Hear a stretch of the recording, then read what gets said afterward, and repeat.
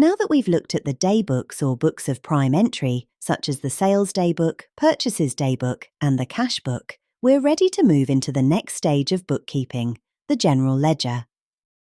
This is where transactions are summarized and categorized to show the financial position of the business. The general ledger is the central record of all financial transactions. It includes assets, liability, equity, revenue, and expense accounts. Think of it as the master book that contains a summary of all financial activity. The general ledger forms the basis for preparing the trial balance and eventually the profit and loss account and balance sheet.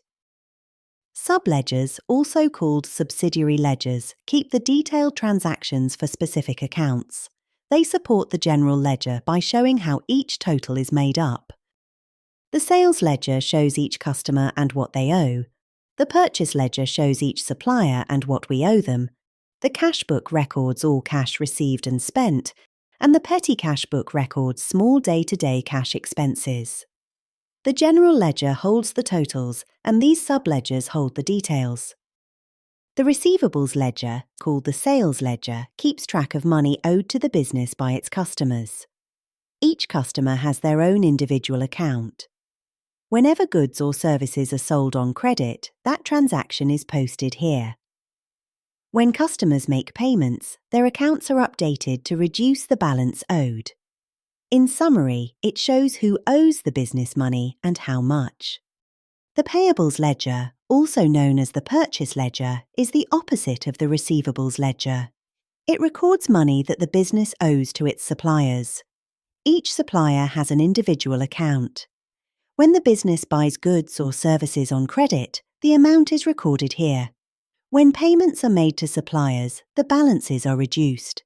This helps the business manage its liabilities and cash flow effectively. The cash book records all money received and paid out of the business, whether through physical cash or through the bank.